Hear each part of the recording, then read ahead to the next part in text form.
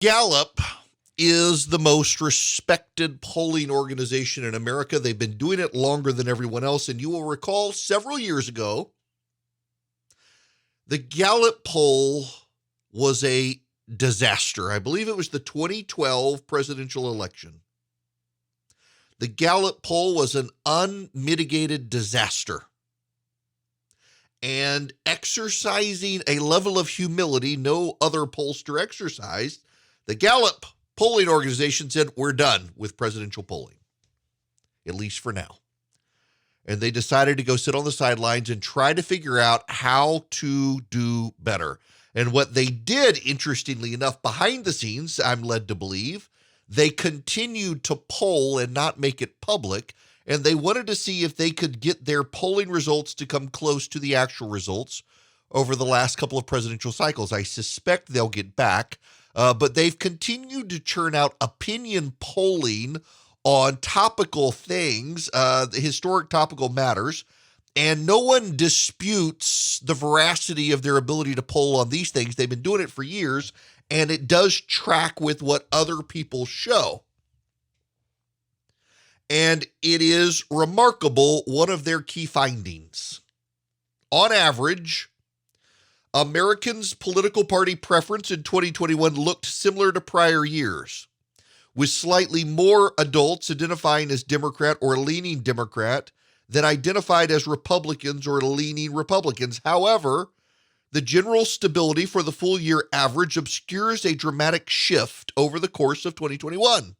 From a 9 percentage point Democratic advantage in the first quarter to a rare 5-point Republican edge in the fourth quarter. These results are based on aggregated data from all Gallup telephone surveys in 2021, which include interviews with more than 12,000 randomly sampled U.S. adults.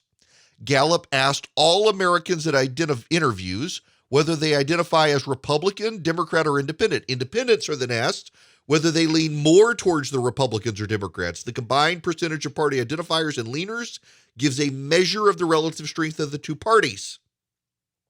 Both the 9-point Democratic advantage in the first quarter and the 5-point Republican edge in the fourth quarter are among the largest Gallup has measured for each party in any quarter since it began regularly measuring identification in 1991.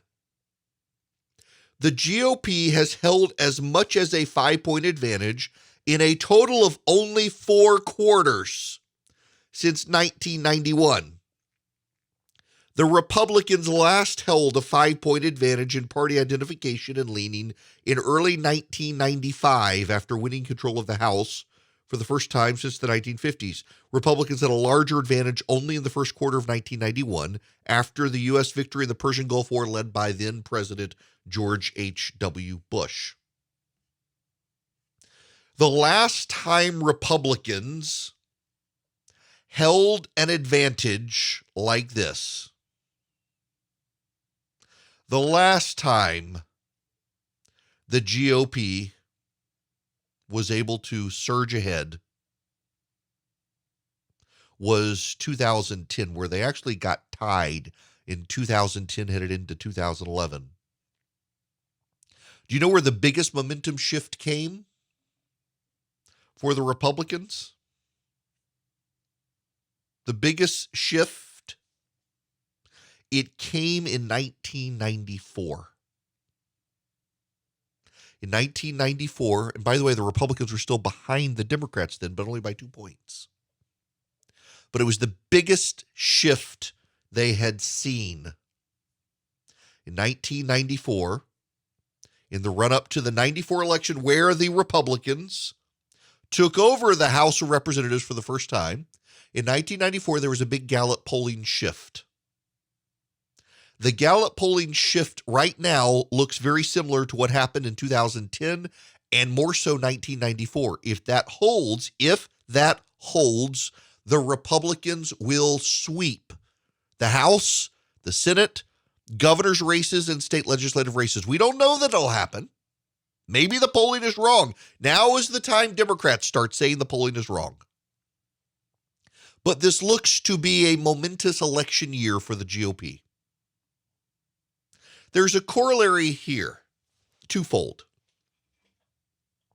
The shift back to the Republicans has happened as Donald Trump has faded. As Donald Trump has faded away, the Republican Party seems to be surging and the Democratic Party receding as Joe Biden is their face. Now, the media would have you believe repeatedly that Donald Trump clings to power in the GOP, that Donald Trump is the dominant force within the GOP. And to be sure, there is some data. There is some data here.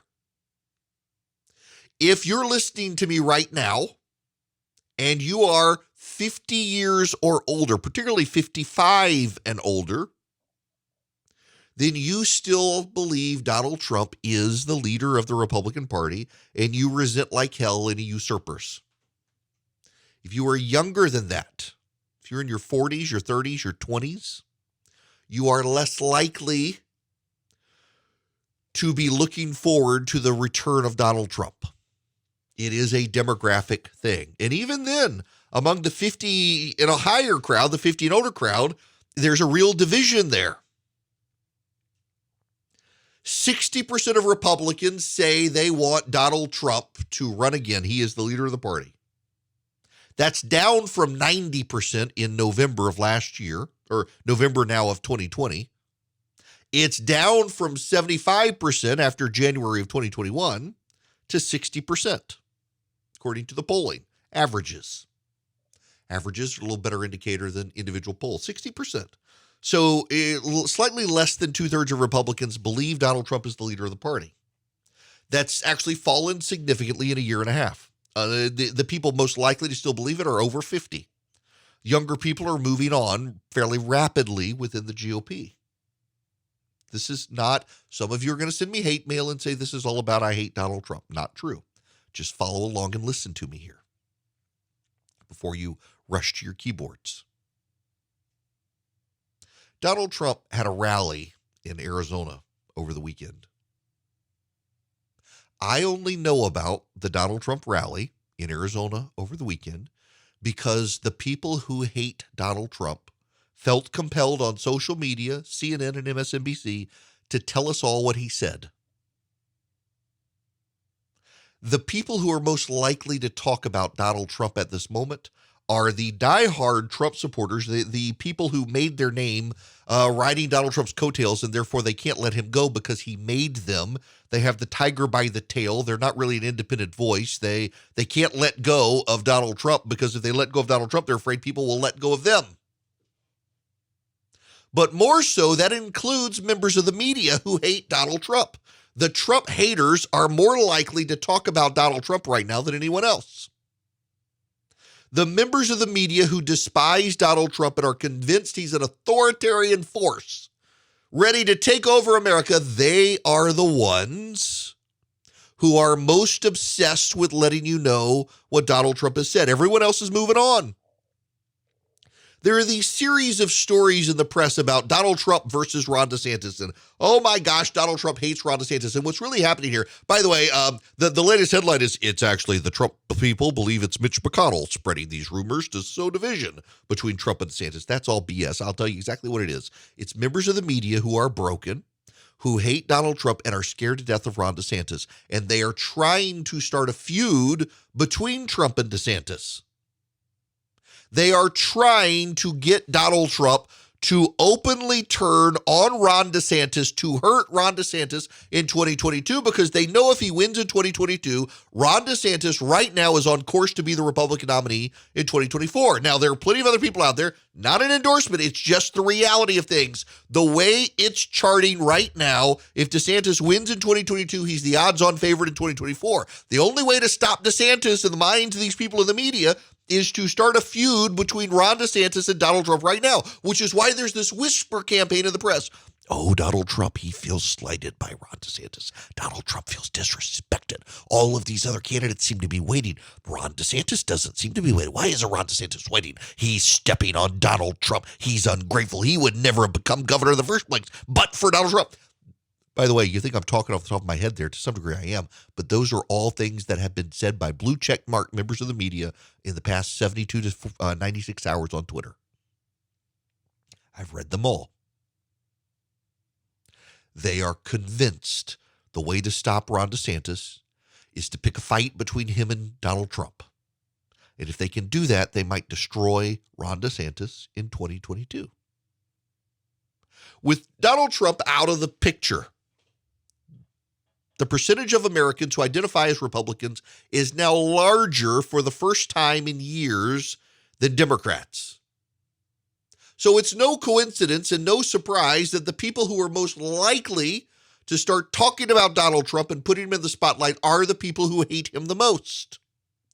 And I see people all the time say, but majority of Republicans still want him to come back.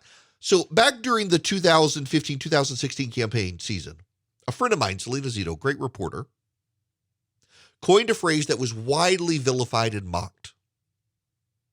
That people take Donald Trump seriously, they don't take him literally. And a lot of people on the left ridiculed her to no end, savaged her on social media. There were entire Twitter accounts created to try to ruin Selena Zito. But she had a point. People who are supporters of Donald Trump, they don't genuinely take the crazy things he sometimes says literally. They do take him seriously. When Donald Trump says he's going to make the Mexicans pay for the wall, no one really believed of his supporters that Mexico would write a check. What they knew is that it meant Donald Trump was signaling he is committed to building this wall in any way, shape, or form. And people who heard it said, what? He can't have Mexico take it. We all knew this. Trump supporters knew it. They knew he couldn't make Mexico write the check. They didn't take him literally, but they took him seriously by talking about this issue in that way with that level of hysteria and hyperbole. They took him seriously that he was committed to the wall, not literally, but seriously. At this point, there are so many people who say we have to keep talking about Donald Trump because 60% of the Republicans want him to be back in charge. 60% of the Republicans. These are people who you should take seriously, not literally.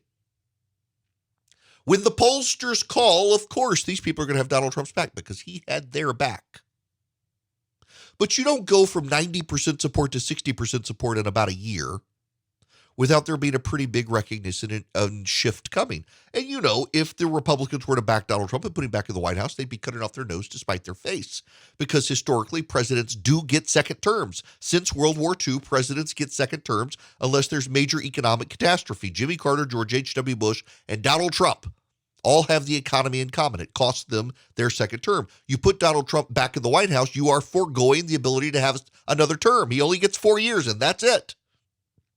When you put a Josh Hawley, a Ron DeSantis, a Nikki Haley, a Kristi Noem, somebody like that in, they could potentially get 8 years. Take these supporters seriously, not literally. They have his back because he had their back. It doesn't mean it's going to hold up when they actually get in the ballot box. And the people who are most obsessed with Donald Trump right now, the people who can't stop talking about him, other than a fringy core, that could cost the GOP, frankly. Donald Trump's core supporters could cost the GOP Georgia. They could get Stacey Abrams elected. They could keep Raphael Warnock in power. Donald Trump supporters have the power to get Democrats elected, even if they don't necessarily have the power to get their own people elected. So you still have to treat them gingerly if you're a politician. But there are less and less of them every day. The loudest pro-Trump voices in America today are the people who hate him in the media, who are obsessed with him, who tell us all what he says. Why? Because it helps the Democrats to keep Donald Trump at the forefront of people's minds. So as the Gallup poll has come out and said more Americans now identify as Republican than Democrat, you can expect CNN and MSNBC to go back to wall coverage of what Donald Trump says and thinks on a daily basis because they think it will help the Democrats to do so.